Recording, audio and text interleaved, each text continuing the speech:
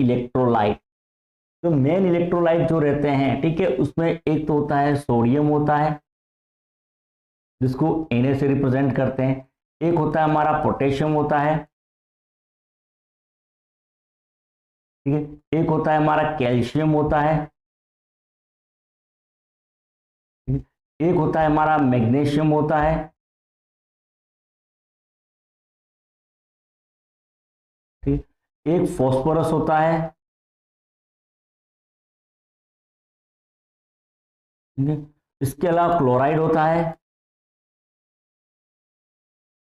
ठीक है, एक बाइकार्बोनेट जो होते हैं, ठीक है,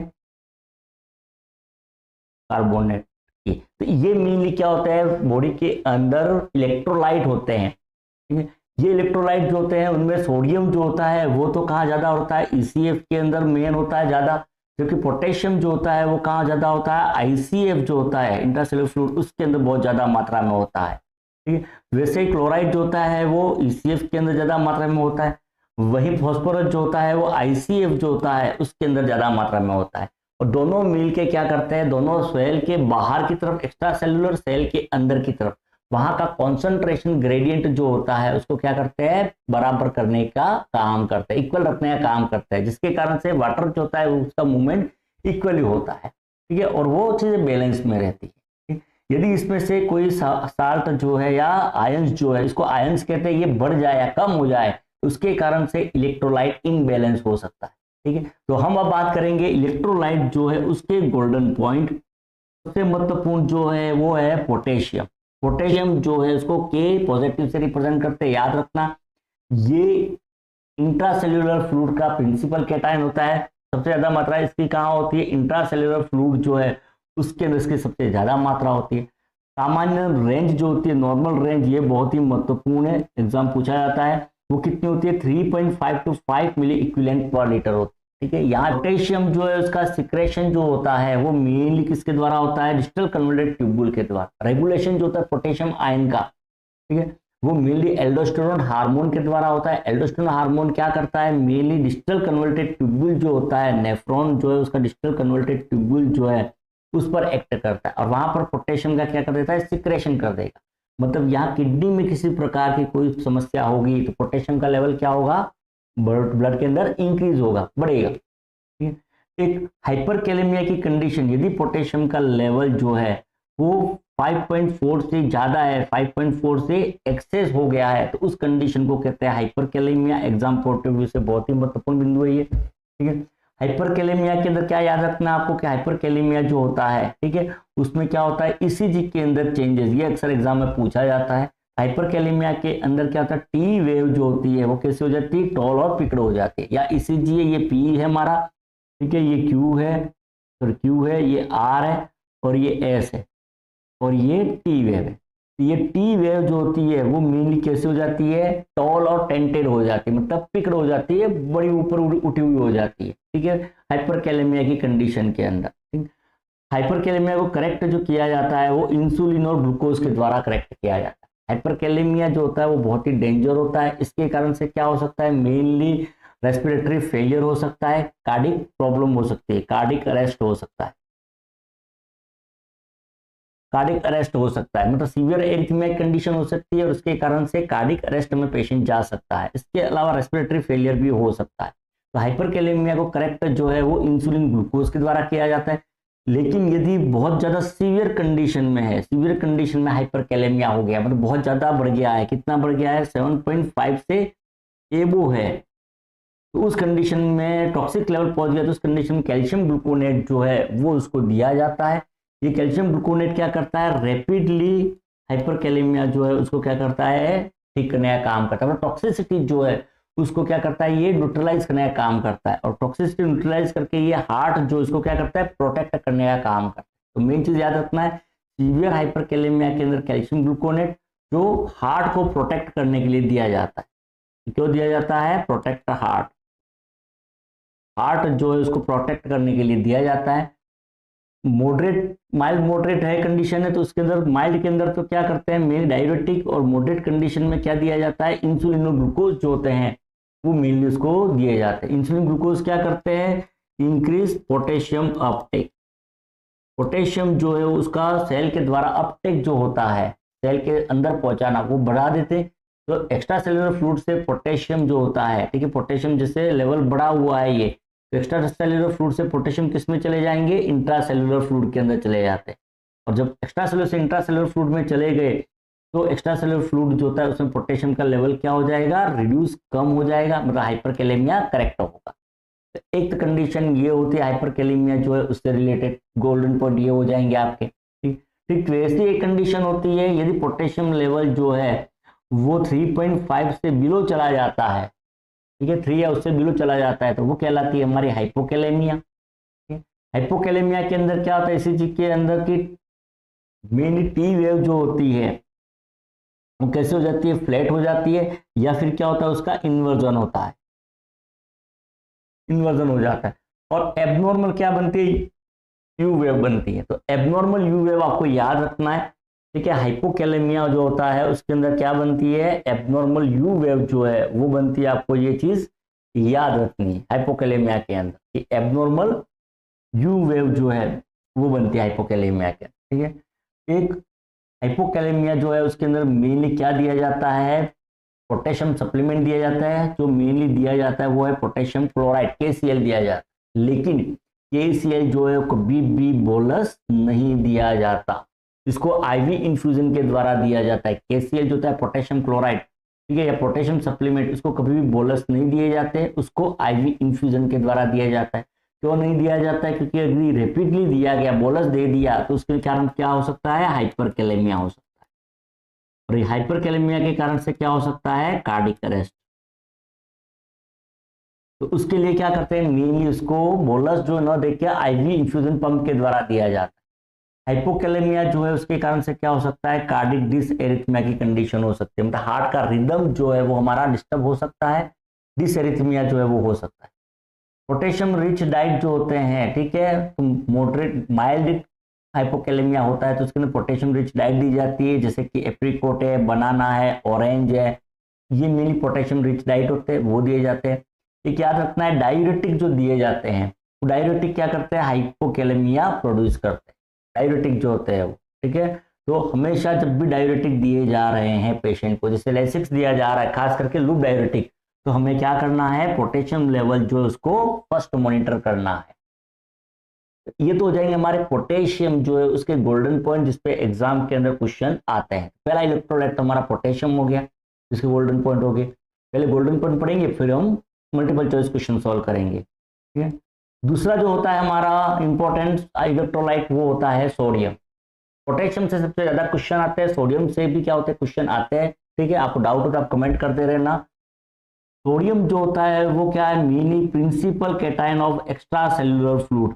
ECF का मतलब होता है एक्स्ट्रा सेल्यूलर फ्लूइड, ठीक है, मतलब एक्स्ट्रा सेल्यूलर फ्लूइड जो होता है सेल के बाहर का फ्लूइड, उसका मुख्य प्रमुख पॉजिटिव आयन कैटायन, कैटायन का मतलब क्या है, पॉजिटिव आयन है, ठीक है। इसकी सामान्य मात्रा नॉर्मल रेंज कितनी होती है, 135 to 145 milliequivalent per litre, इसकी नॉर्मल रेंज होती है। याद रखना, ये भी एग्जाम के अंदर अक्सर मल्टीपल चॉइस क्वेश्चन पूछा जाता है। सोडियम जो होता है वो mainly descending loop of Henle जो है, ठीक है, उसके अंदर, ठीक है, सोडियम जो होता है वो असेंडिंग लूप ऑफ हेनले जो होता है उसके अंदर होता है, मेनली डी जो होता है डिसेंडिंग में नहीं होता। इसके अलावा प्रॉक्सिमल कन्वर्टेड ट्यूब्यूल और डिस्टल कन्वर्टेड ट्यूब्यूल जो है उसके अंदर मेनली सोडियम जो उसका क्या होता है, रीअब्जॉर्प्शन होता है। यहाँ पर सोडियम की रीअब्जॉर्प्शन के लिए हार्मोन जिम्मेदार जो होता है वो होता है एल्डोस्टेरोन हार्मोन। याद कर रखना, ये एल्डोस्टेरोन हार्मोन जो होता है जो कि एड्रिनल ग्लैंड के कॉर्टेक्स से रिलीज होता है, वो क्या करता है, सोडियम जो है उसके रीअब्जॉर्प्शन को इंक्रीज करने का काम करता है। ये एल्डोस्टेरोन मेनली एक्ट किस पे करता है, डिस्टल कन्वर्टेड ट्यूब्यूल जो होता है, नेफ्रॉन जो है, नेफ्रॉन का ये डिस्टल कन्वर्टेड ट्यूब्यूल जो है उसके ऊपर मेनली क्या करता है, ये एक्ट करता है या कार्य करता है। सोडियम यदि लो हो जाता है, 135 से बिलो हो जाता है, तो उस कंडीशन को हाइपोनेट्रीमिया कहते हैं। हाइपोनेट्रियामिया की कंडीशन में क्या हो सकता है, उसको कंफ्यूजन और सीजर हो सकता है। हाइपोनेट्रियामिया की कंडीशन में कंफ्यूजन सीजर हो सकते हैं, ठीक है। एक और चीज याद रखना है, हाइपोनेट्रीमिया होगा अगर, ठीक है, हाइपोनेट्रीमिया होते ही तुरंत क्या होगा, ब्लड के अंदर वेसल्स के अंदर ऑस्मोटिक प्रेशर जो होता है, ऑस्मोटिक प्रेशर वो क्या हो जाएगा, रिड्यूस हो जाएगा। और ऑस्मोटिक प्रेशर कम होने के कारण से क्या होगा कि फ्लूइड जो होता है, फ्लूइड वो शिफ्ट होगा, कहाँ शिफ्ट होगा, ऑस्मोसिस होगा, और फ्लूइड शिफ्ट किसके अंदर अंदर होगा, ब्रेन टिश्यू के अंदर, और उसके कारण से क्या हो जाएगा, सेरिब्रल एडिमा। एक चीज और याद रखनी है कि हाइपोनेट्रीमिया की कंडीशन है, तो उस कंडीशन में क्या होगा, जैसे ब्लड वेसल्स के अंदर सोडियम कम है, तो ठीक है, तो उसके कारण से क्या होगा, ऑस्मोटिक प्रेशर जो है वो क्या होगा, कम हो जाएगा। जैसे ऑस्मोटिक प्रेशर कम हुआ, यहाँ से वाटर जो है वो निकल के किस में चला जाएगा, इंट्रासेलुलर फ्लूइड के अंदर चला जाएगा, ठीक है। या वेसल्स के अंदर हुआ तो वेसल्स से निकल के किस में चला जाएगा, ब्रेन सेल के बीच में जो स्पेस है वहां चला जाएगा, और उसके कारण से क्या होगा, सेरिब्रल एडिमा की कंडीशन उत्पन्न हो सकती है। दूसरा होता है यदि सोडियम का लेवल हाई होता है तो उसको हाइपरनेट्रीमिया कहते हैं। हाइपरनेट्रीमिया की कंडीशन में क्या होगा, ऑस्मोटिक प्रेशर जो है वो बढ़ जाएगा, ठीक है, ऑस्मोलिटी बढ़ जाएगी ब्लड की, क्योंकि सोडियम ज्यादा है उसके कारण से, और वो बढ़ने के कारण से मेनली क्या होगा, उसको थ्रस्ट जो है वो भी बहुत ज्यादा प्यास लगती है, साथ ही स्किन जो है वो भी क्या होती है, ड्राई हो जाती है, ठीक है। एक सोडियम जो होता है उसको हमेशा धीरे से करेक्ट किया जाता है, ठीक है, क्योंकि रैपिडली करेक्शन करते हैं तो उसके कारण से क्या हो सकता है, ब्रेन डैमेज हो सकता है। रैपिडली करेक्शन किया, रैपिडली, तो उसके कारण से क्या होगा, ऑस्मोटिक प्रेशर जो होता है वो क्या इंक्रीज होगा, और उस कंडीशन में ब्रेन जो सेल जो है वहां से वाटर जो है वो निकल जाएगा, मतलब ब्रेन की जो सेल होती है उससे वाटर जो है वो निकल के किस में आ जाएगा, वेसल्स जो है उसके अंदर आ जाएगा, और ऐसा होने पर फिर क्या हो सकता है, osmotic demyelination syndrome. Osmotic demyelination syndrome ODA जिसको कहते हैं वो हो जाएगा, जिसके कारण से न्यूरॉन जो होती है मेनली नर्व ब्रेन की, वो क्या हो जाएगी, डैमेज हो जाएगी, ठीक है। एक सोडियम का इम्बैलेंस जो है वो सीधा फ्लूइड से रिलेटेड होता है, एक याद रखना है, सोडियम जो होता है उसका इम्बैलेंस वाटर जो है उससे रिलेटेड होता है, ठीक। एक एक्सेसिव वाटर का इंटेक किया जाता है तो उसके कारण से क्या होता है, हाइपोनेट्रीमिया, मतलब यदि वाटर का लेवल बढ़ता है तो उसके कारण से क्या होगा, ब्लड के अंदर वाटर का लेवल बढ़ा तो सोडियम का लेवल क्या हो जाएगा, कम, मतलब कॉन्सेंट्रेशन कम होगा, हाइपोनेट्रीमिया। और वाटर का लेवल यदि कम होता है तो उसके कारण से क्या होगा, पेशेंट को सोडियम का लेवल बढ़ेगा, हाइपरनेट्रीमिया होगा। मतलब ये क्या है, सीधा फ्लूइड जो है उसके साथ इम्बैलेंस के साथ ये सोडियम का लेवल इम्बैलेंस जो है वो जुड़ा हुआ रहता है, उससे संबंधित होता है।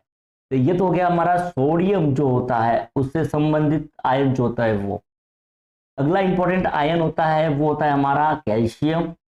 बात करते हैं पर कैल्शियम के गोल्डन पॉइंट की, उसके बाद जाएंगे हम क्वेश्चन के ऊपर फटाफट।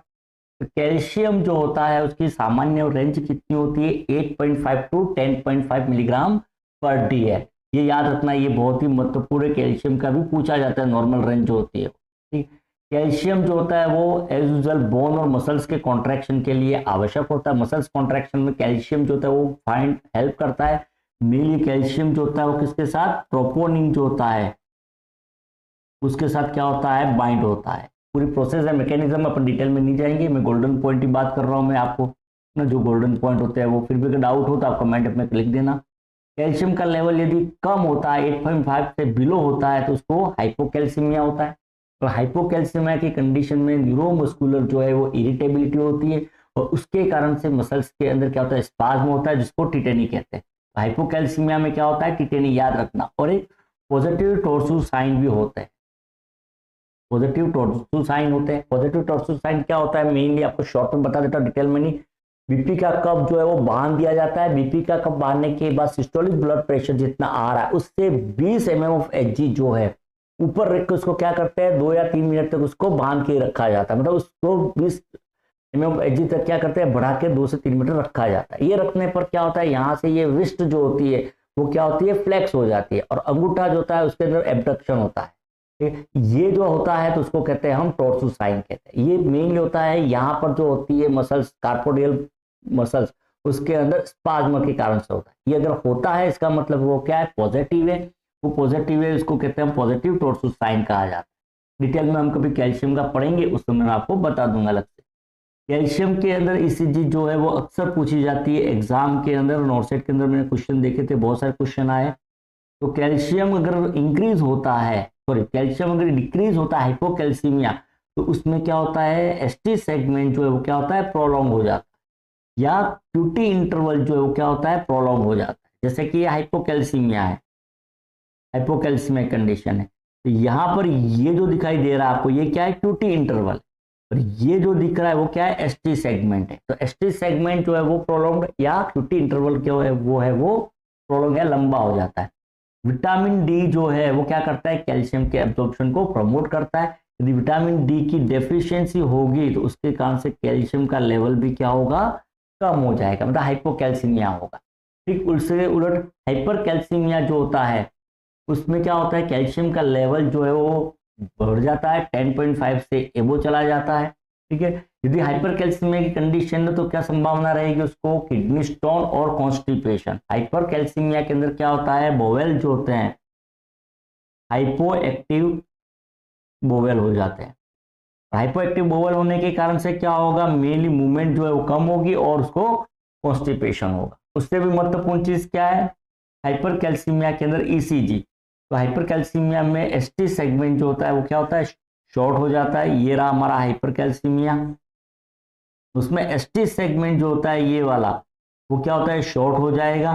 साथ ही साथ क्यूटी इंटरवल जो होता है वो क्या होता है, शॉर्ट हो जाएगा। जस्ट उसका उल्टा, हाइपोकैल्सीमिया का उल्टा जो होता है वो हाइपर कैल्सीमिया के अंदर होता है। ये तो हो जाएंगे हमारे कैल्शियम जो है आपके उसके गोल्डन पॉइंट।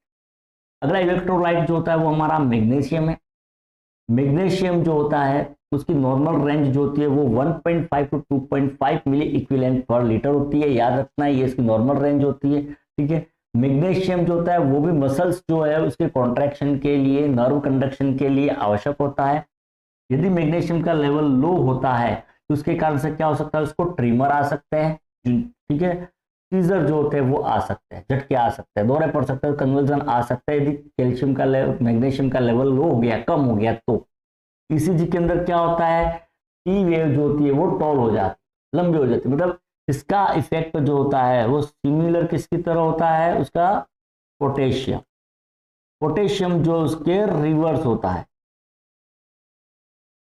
रिवर्स पोटेशियम के रिवर्स होता है। मतलब पोटेशियम का लेवल जो होता है वो इंक्रीज होता है तो टी वेव इंक्रीज होती है। यहाँ पर मैग्नीशियम का लेवल कम होता है तो ईसीजी में टी वेव जो होती है वो क्या हो जाएगी, हमारी टॉल। क्योंकि मैग्नीशियम का लेवल यदि हाई है तो उसके कारण से क्या होता है, loss of deep tendon reflex. Deep tendon reflex जो है उसका क्या होता है, लॉस हो जाता है।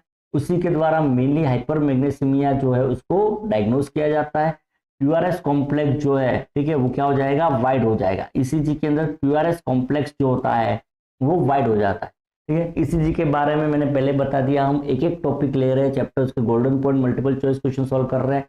एक चैप्टर में ईसीजी के ऊपर भी लूंगा जिसमें इसके इंपॉर्टेंट पॉइंट और मल्टीपल चॉइस क्वेश्चन जो है वो सॉल्व करेंगे। ठीक है, अगली बात करते हैं अपन इलेक्ट्रोलाइट, वो है फॉस्फेट PO4।